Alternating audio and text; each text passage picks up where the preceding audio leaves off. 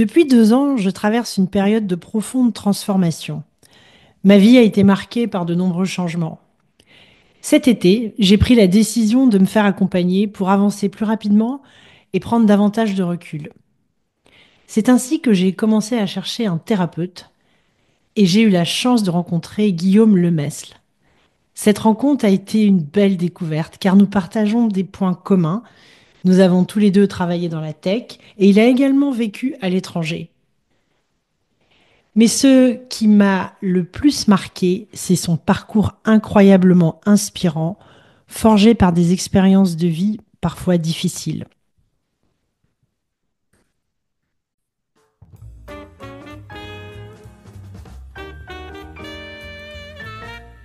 Bienvenue dans Ça va aller, ton podcast dédié au développement personnel. Ici, on avance ensemble avec une approche multidimensionnelle. Il y a un proverbe tibétain qui dit: On ne rencontre jamais quelqu'un par hasard. Chaque rencontre est une leçon, une opportunité ou un cadeau. Dans cet épisode très spécial, Guillaume et moi parlons de son parcours, de ses épreuves et de sa nouvelle vie.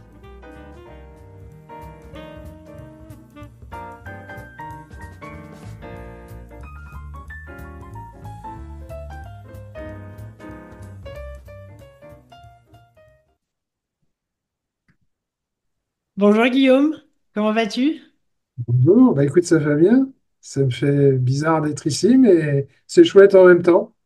C'est marrant parce que finalement on inverse un peu les rôles dans tout ça. Complètement. Parce que bon, bah, tu es toujours mon thérapeute parce que je risque de te passer encore deux, trois coups de fil pendant l'année, c'est sûr. Mais c'est vrai qu'en général, c'était plutôt toi qui me posais des questions. Oui, eh ben écoute, c'est très bien comme ça. De toute façon, ça montre bien qu'on est à égalité, qu'on est tous les deux des humains. Et c'est bien ça qui compte. Totalement. Et d'ailleurs, c'est une belle transition. On est tous les deux passionnés par l'humain. Ouais, On a tous des parcours de vie. Et on n'a pas fini d'ailleurs. Tant qu'on vit, on est toujours sur le chemin. on grandit. On grandit tout le temps, toutes les minutes. Euh, je pense même à mon père, je pense, je sais pas moi, l'année avant qu'il ne décède, ou je pense quand je le regardais dans ses yeux, je voyais toujours la personne qui était encore en train d'apprendre et qui peut-être était tombée de haut pendant sa maladie, parce que il y a certaines vérités qui apparaissent, on finit jamais d'apprendre. Donc, moi, ce que je te propose, c'est d'avoir un échange comme on les aime, c'est-à-dire un échange simple, naturel, vrai. Et du coup, je commencerai par te poser une question simple. Est-ce que tu peux te présenter et dire un peu, au fond, qui tu es? Et je suis, ça va être compliqué de le dire en quelques mots, et je pense que ça va surtout transparaître à travers toute notre conversation. Mais je dirais que, en premier abord, bon, je me prénomme Guillaume, ça c'est connu.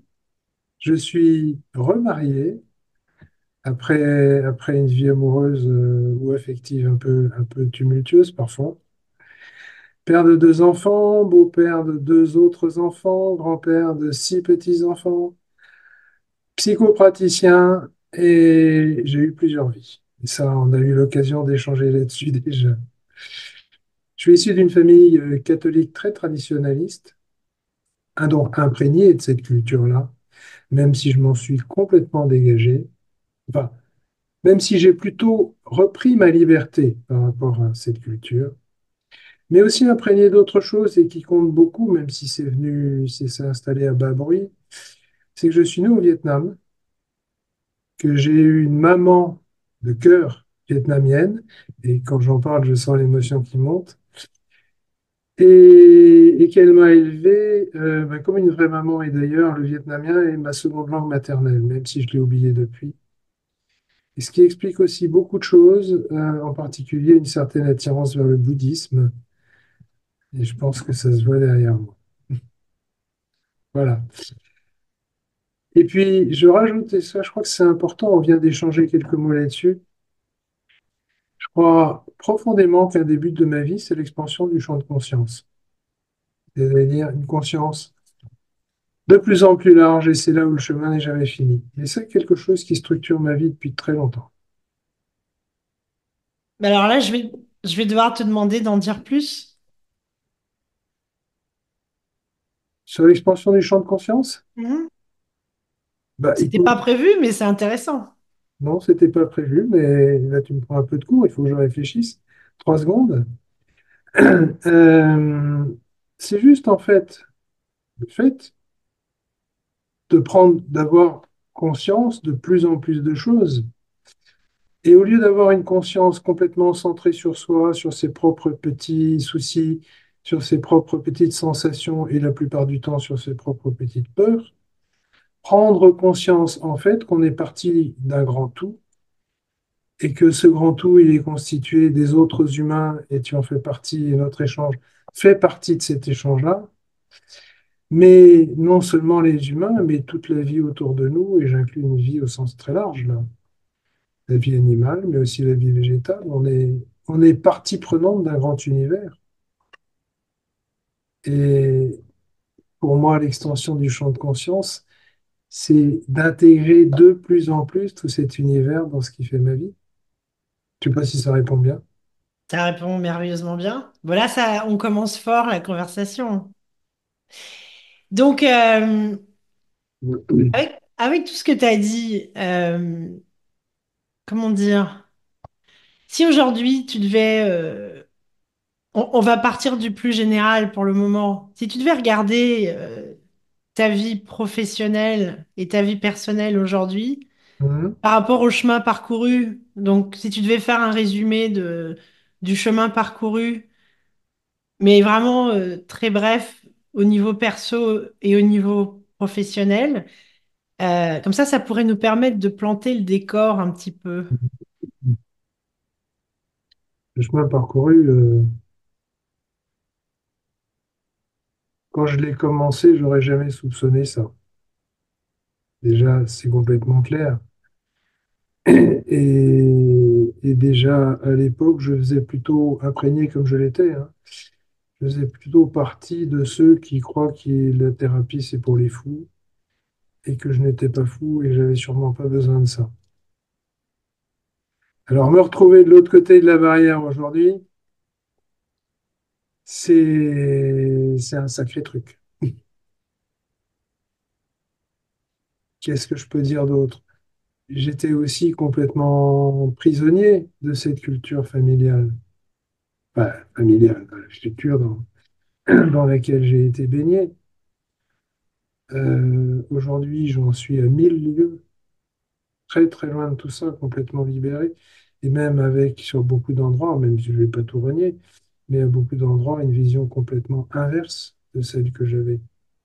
Et en l'occurrence, beaucoup plus libre, beaucoup plus épanoui, beaucoup plus aimant aussi. Bon, alors c'est quoi la vision que tu avais à l'époque? Si on repart au début. Parce que bon, est-ce qu'on peut dire ton âge ou pas? J'ai 70 ans. Ouais, tu les fais pas.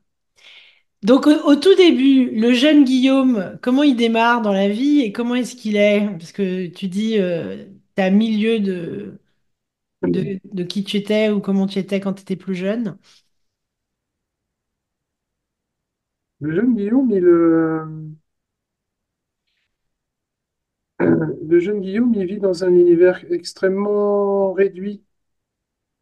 Il vit à la campagne, il va pas à l'école parce que ses parents trouvent que l'école n'a pas un niveau suffisant.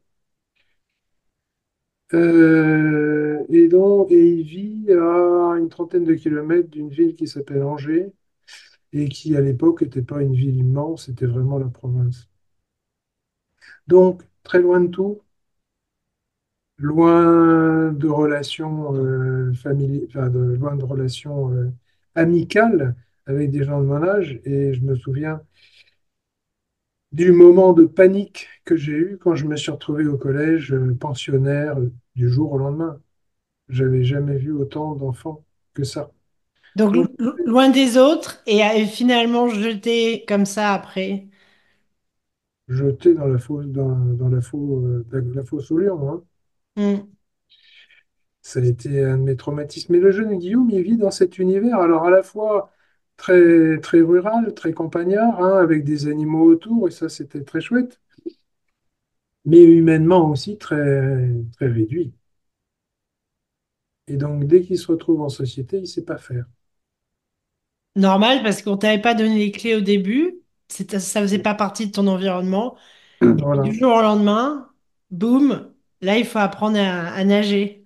Il faut apprendre à nager, et c'est amusant parce que j'avais très, très peur de l'eau. Et on m'a appris à nager en me jetant à l'eau. Et débrouille-toi, et je me souviens encore de ceux qui me tapaient sur les doigts pour que je ne me raccroche pas à la barque.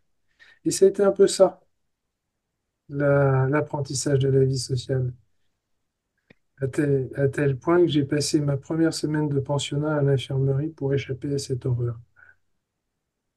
Alors quand tu décris ça, en fait, ça paraît extrêmement violent. Même l'image de la personne qui essaie d'apprendre à nager et on lui tape sur les doigts enfin, pour pas qu'il s'accroche au bord.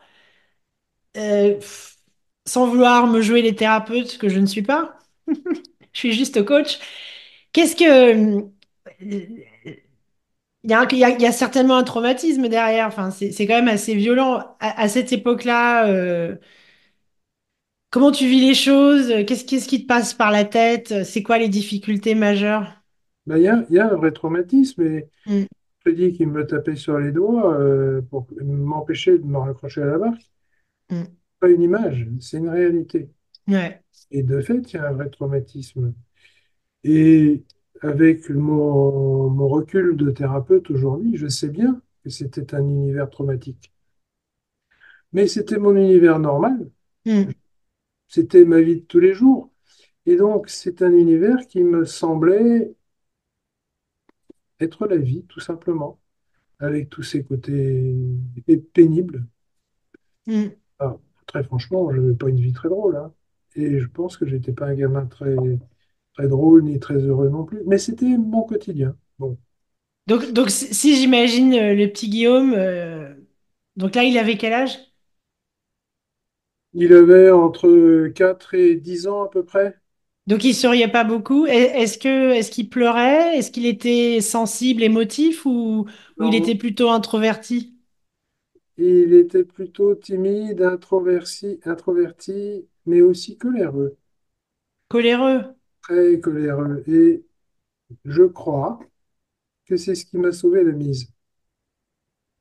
C'est-à-dire qu'il y avait déjà quelque chose à l'intérieur de moi. C'était absolument pas conscient, je pense, mais quelque chose à l'intérieur de moi qui n'était pas d'accord avec ça et qui ne voulait pas se laisser faire. Qui ne savait pas trop comment s'y prendre, hein, donc la colère était son moyen. Hmm. Mais quelque chose déjà sentait et refusait ça. Et les résultats à l'école étaient comment?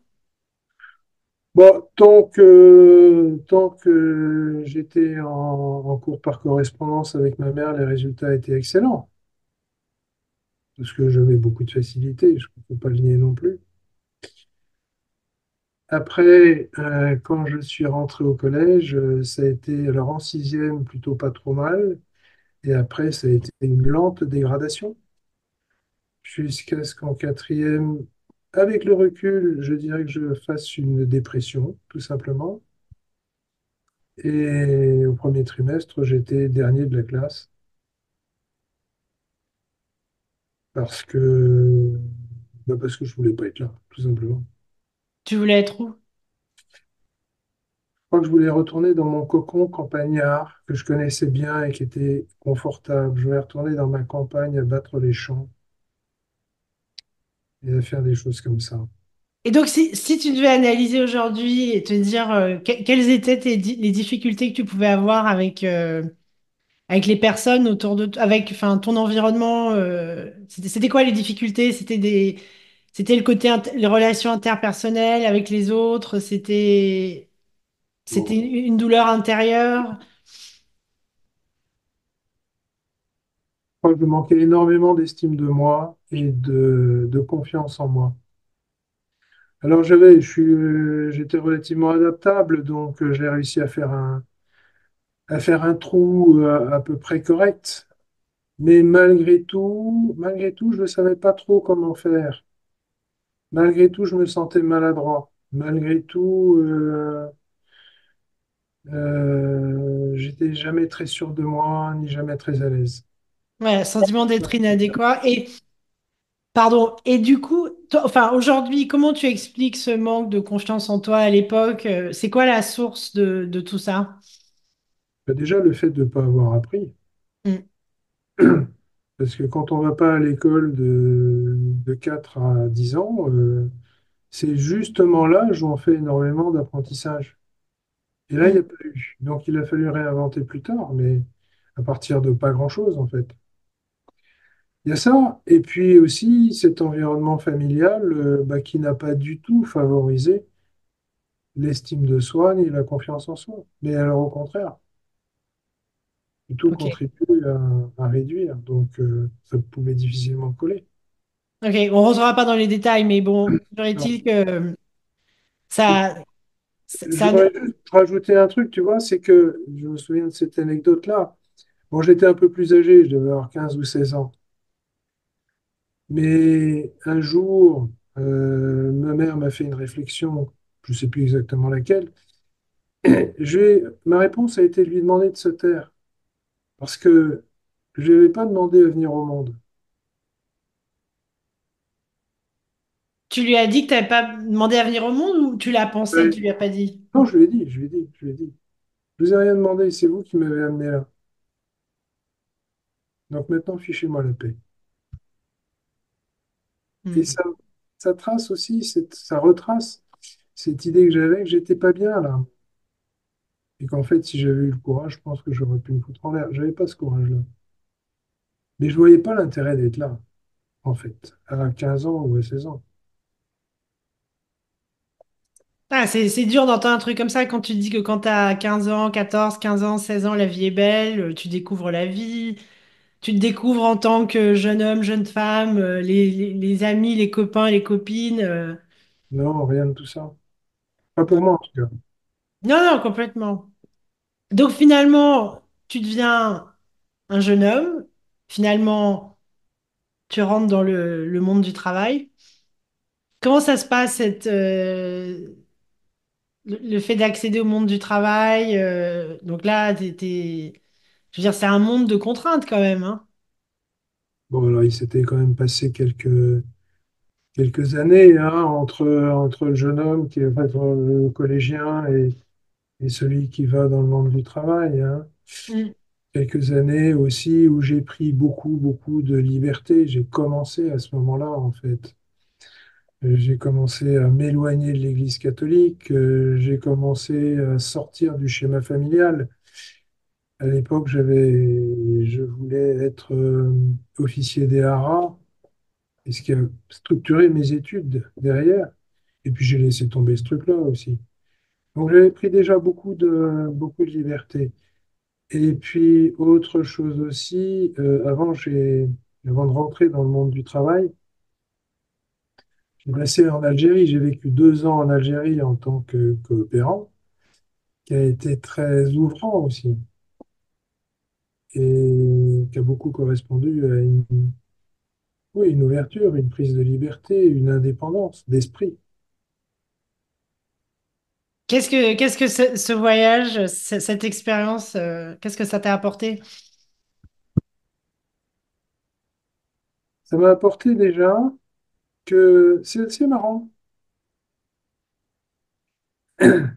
Je me souviens le premier jour où j'étais en Algérie.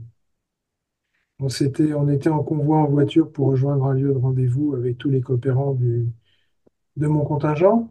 Donc on était peut-être je sais pas, une vingtaine de voitures à se suivre et puis on a fait une pause.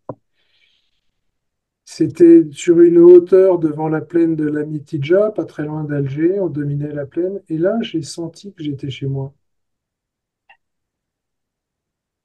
Et peut-être que ça a été le début d'une reconnexion.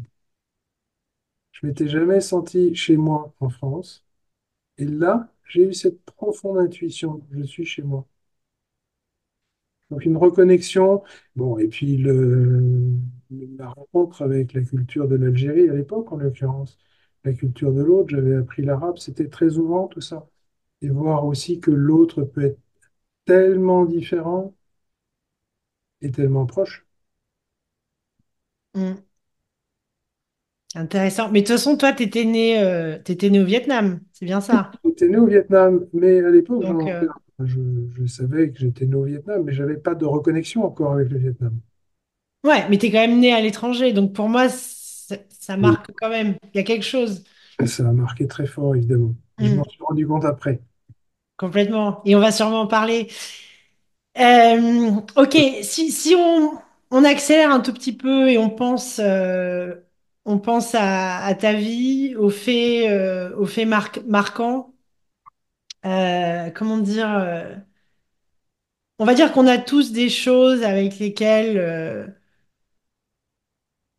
je dis pas des choses qu'on combat, mais on a tous eu des challenges dans nos vies.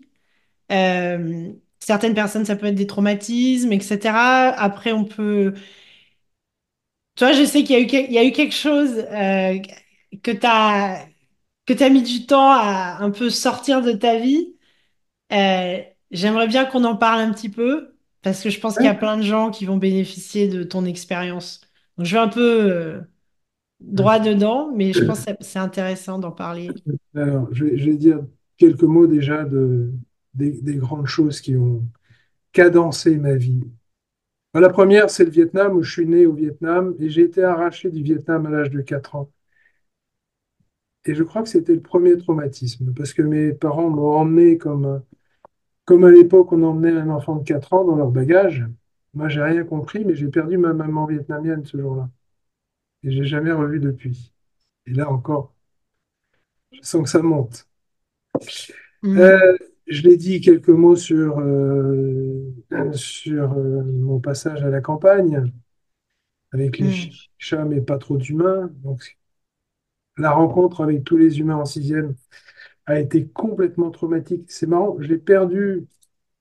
C'est à ce moment-là que je suis devenu myope. Et ma vue n'a jamais bougé depuis. Ça marque dans le corps aussi, ça.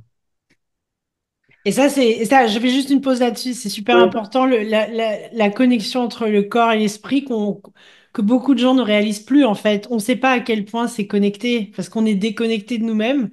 ouais. Et quand tu as partagé cette anecdote avec moi, j'avoue que j'avais jamais entendu une histoire pareille. Le choc, le stress, à ce moment-là, tu perds ta vue, plus ou moins. Oui, oui, C'est fou. plutôt plus que moi d'ailleurs. Et en 3 mois, et le premier trimestre de sixième. Et depuis, ça n'a jamais bougé. Et tu sais quoi, attends, j'ai juste une pensée, comme je suis spontanée, je vais le dire, c'est un truc de fou. Vu que tu es quand même mon thérapeute, il faut quand même que je le dise. Quand j'étais jeune, je me sentais pas aimée, pas, enfin, c'est non, on connaît l'histoire, toi et moi. Et je me souviens, ma mère m'avait dit que je lui avais dit, tu sais, maman, pourquoi à l'époque, j'avais dit j'ai mal aux yeux, pourquoi je Mm. porte des lunettes? C'est parce que je suis jalouse. Et je, Euh, et là, c'est marrant parce que tu parles de ça et ça m'est revenu. Et je me suis dit, bref, c'était juste une parenthèse, mais je trouve que il y a l'intuition, des choses inconscientes des fois qu'on dit, mais qui sont vraies. C'est fou. l'intuition parle bien Hmm. et Erickson soutient que l'intuition est située dans le corps. Il y a une part d'intelligence dans toutes les cellules, de toute façon. Mais oui, et une part de conscience aussi pour rejoindre ce qu'on Ouais, disait tout à l'heure. complètement. Donc vas-y, continue. Alors, il y Donc, a eu ça, il y a eu aussi ma rencontre avec les catholiques et qui a été bon, je ne m'étendrai pas sur les genoux d'un certain confesseur que j'ai bien connu, les genoux, je veux dire. Après, que dire? Si ce qui a vraiment marqué aussi, alors, tout ça a développé chez moi un alcoolisme qui s'est installé progressivement à bas bruit, mais qui a pris toute sa place et même plus que sa place, puisque j'étais jusqu'à 47 ans alcoolique profond. Je n'ai pas d'autre mot. Et je pense que je suis passé pas loin d'en mourir, et ça a été complètement catastrophique dans ma vie, cette affaire. Alors, ce qui n'a pas empêché d'avancer par ailleurs, parce que j'avais mes tendances profondes, je veux dire, mes aspirations profondes. Mais l'alcool commence à vraiment prendre sa place à partir de mes 16 ans, quand je suis devenu étudiant. Hmm. Alors, c'était pas encore dramatique à cette époque-là, mais déjà à l'époque, je choisissais mes amis en fonction de la disponibilité du whisky quand j'allais les voir. Ce qui est quand même pas rien. Donc à 16 ans, l'alcool était déjà critère structurant de mes relations sociales. Mais en même temps, ça montre quand même une certaine intelligence. Faut quand même on peut en rire aujourd'hui, on peut sourire, mais ça montre une certaine intelligence. Tu avais une stratégie quand même. Ah ben il y avait une stratégie complètement, oui, oui. Mais en plus de ça, enfin, il faut quand même pas se tromper, l'alcool c'est un outil merveilleux, hein. C'est génial l'alcool, faut pas le perdre de vue non plus. Pour moi, c'était la solution à beaucoup de difficultés. Quand j'avais un coup dans le nez, j'étais sûr de moi, je me sentais beau, je me sentais intelligent. Ça me permettait de lâcher les chevaux. Et quand je lâchais les chevaux comme ça, j'avais du succès. T'avais du succès avec qui? Avec les garçons aussi bien qu'avec les filles. Pas sur le même plan, Hmm. pas sur le même registre, mais j'avais du succès avec tout le monde. Je me souviens, j'étais étudiant à Rennes, je me souviens d'une fois où j'avais pris une cuite monumentale. Je me souviens que j'ai pris la cuite, mais je ne me souviens pas de ce qui s'est passé pendant la cuite. Mais pendant plusieurs mois après, j'avais des gars qui venaient me taper dans le dos avec un immense sourire en me demandant comment ça allait. Et Hmm. visiblement, on était potes. Je me souvenais pas d'eux. Ouais. Et ça, c'est un truc, on a tous, enfin moi, quand j'ai commencé à picoler, bah, c'était c'était à l'université, hein, les soirées, enfin c'est totalement accepté, c'est normal. Mais on se rend pas compte quand même que ça part